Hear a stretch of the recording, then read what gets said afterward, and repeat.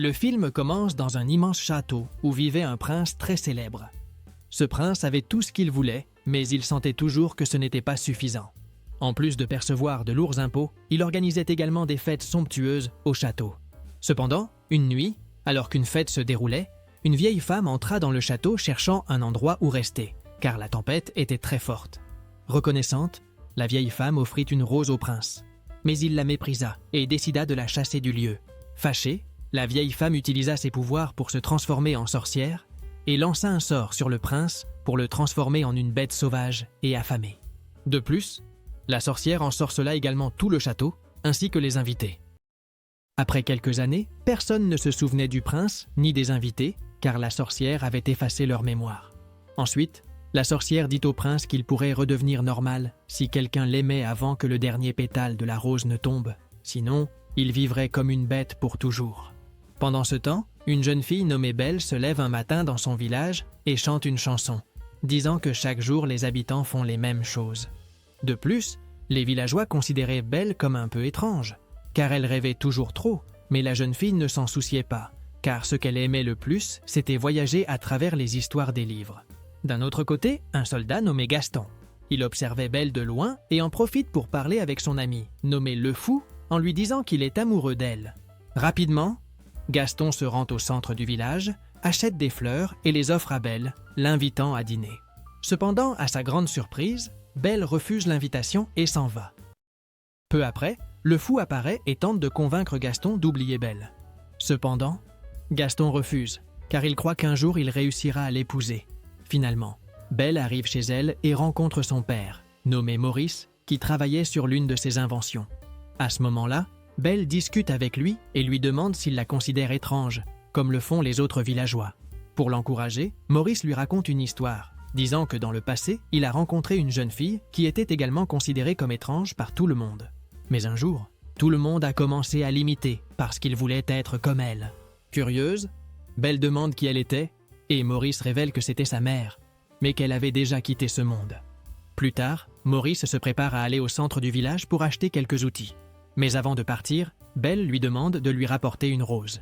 Finalement, pendant que Belle en profite pour laver le linge, elle apprend à une petite fille à lire un livre. Soudainement, le directeur d'une école se rend compte de ce que Belle était en train de faire.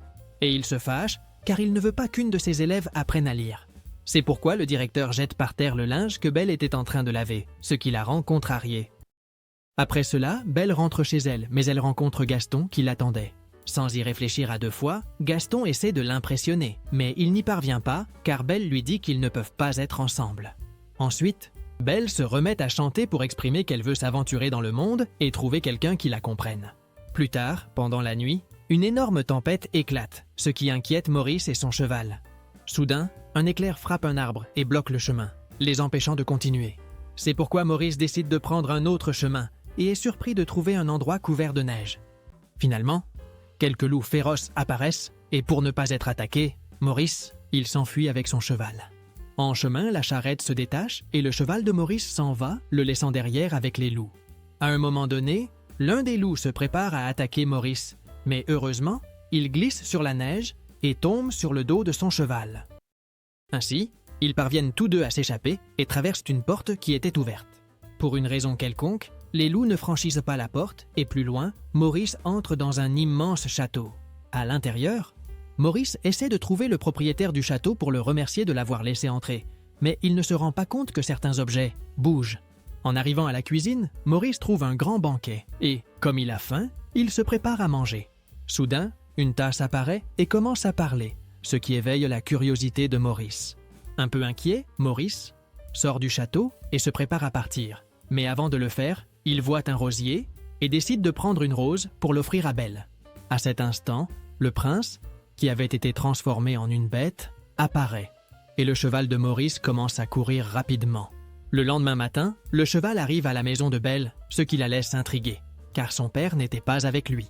Pensant qu'il est arrivé quelque chose à son père, Belle monte sur le cheval et lui ordonne de la conduire jusqu'à Maurice. Plus tard, le cheval emmène Belle au château, et pour se défendre, elle prend un morceau de bois.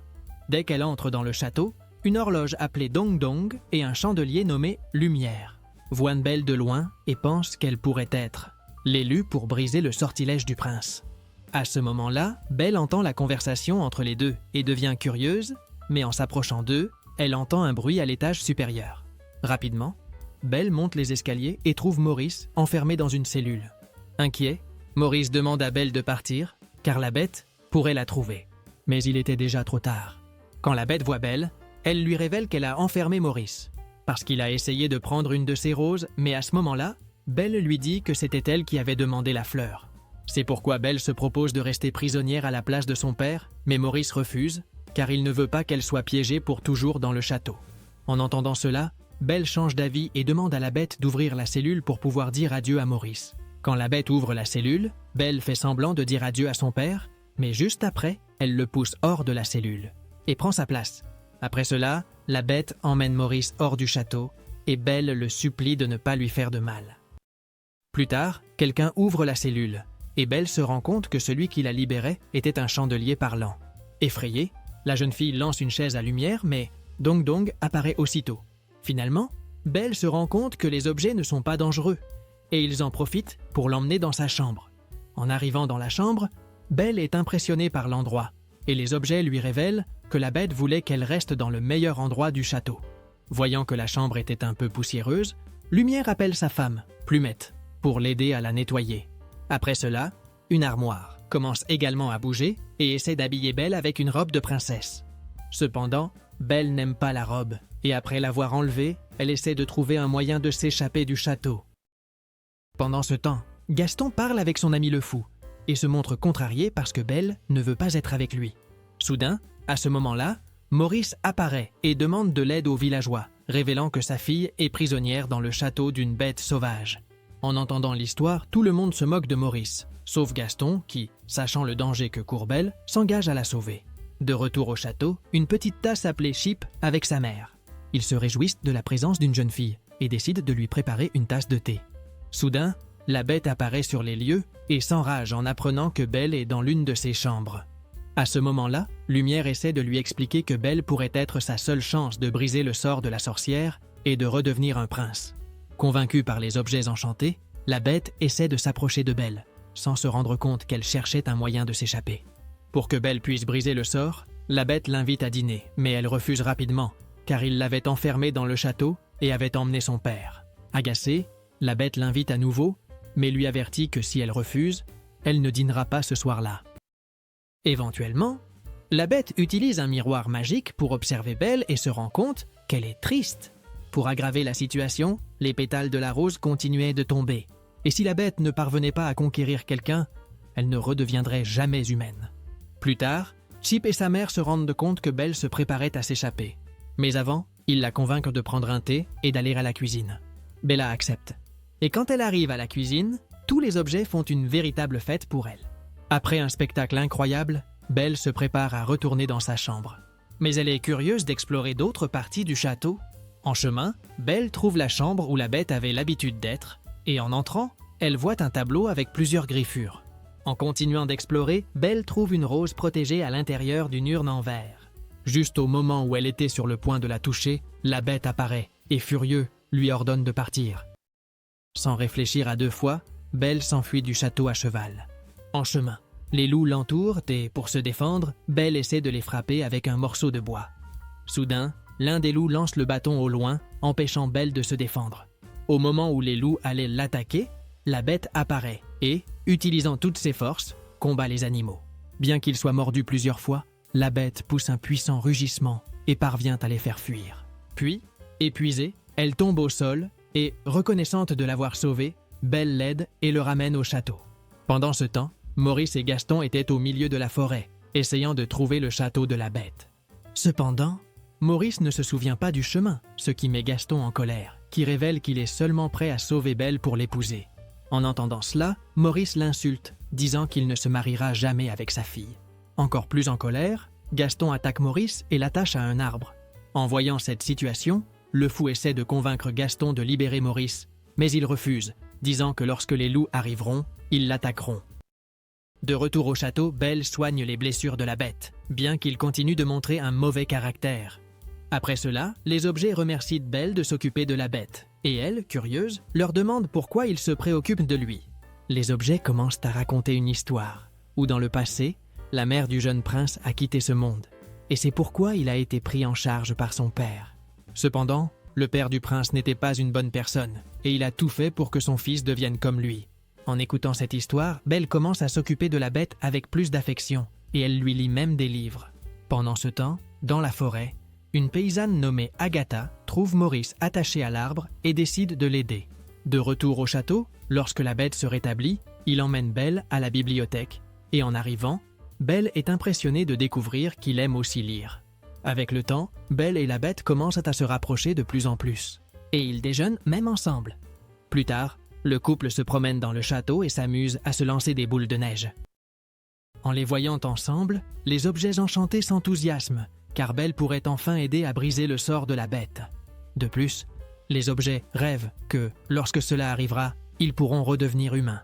Le lendemain, Belle discute avec la bête et le remercie de l'avoir sauvé des loups. Pendant ce temps, Gaston entre dans une taverne et est surpris de voir Maurice. À cet instant, les villageois questionnent Gaston pour avoir attaché Maurice à un arbre, mais il le nie, tout. Pour prouver la vérité, Maurice présente Agatha, disant que c'est elle qui l'a sauvé. Cependant, cela ne sert à rien, car Gaston parvient à convaincre tout le monde de ne pas le croire. Sans beaucoup d'options, Maurice demande à Le Fou, car il a été témoin lorsque Gaston l'a attaché à l'arbre. Mais Gaston convainc Le Fou de ne rien dire, puis ordonne qu'on emmène Maurice.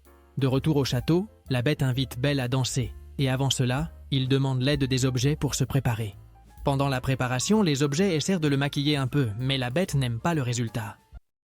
Après un certain temps, les objets parviennent à le préparer, et entre-temps, Belle se prépare aussi avec l'aide de l'armoire, qui la transforme en une véritable princesse. Ensuite, Belle rencontre la bête, et lorsque tous deux arrivent au centre de la salle, ils commencent à danser joyeusement. Après la danse, Belle et la bête sortent sur le balcon du château et admirent les étoiles. À ce moment-là, la bête remercie Belle, car cela faisait des années qu'il n'avait dansé avec personne. Ensuite, la bête lui offre son miroir magique en cadeau, pour qu'elle puisse voir comment va son père. En regardant dans le miroir, Belle a une triste surprise, car elle voit que son père est en danger. Sans y penser à deux fois, Belle fait ses adieux à la bête et quitte le château pour aller le sauver. En la voyant partir, les objets s'attristent, croyant qu'ils ne redeviendront jamais humains. Pour aggraver la situation, la bête remarque qu'il reste très peu de pétales à la rose, mais elle garde encore l'espoir que Belle puisse revenir. Plus tard, Belle arrive au village et exige qu'on libère son père. Cependant, tous refusent, car ils croient que les histoires que Maurice raconte sont des inventions. Pour prouver qu'elle dit la vérité, Belle montre le miroir magique. Et en voyant la bête dans le miroir, tous découvrent que l'histoire était réelle. En voyant la bête, Gaston ordonne à tout le monde de se préparer, car ils vont l'affronter et le vaincre. En apprenant cela, Belle s'inquiète et tente de les arrêter, assurant que la bête ne fera de mal à personne. Mais personne ne la croit. Et Gaston ordonne qu'on enferme Belle avec son père. Finalement, au château, les objets perçoivent l'arrivée des intrus et font tout leur possible pour ne pas les laisser entrer. Pendant ce temps, Belle parle avec son père et lui révèle que la bête n'est pas ce qu'elle semble être, et que c'est lui qui lui a permis de revenir au village pour le sauver. En apprenant cela, Maurice est impressionné et tente ensuite d'ouvrir le cadenas pour s'échapper.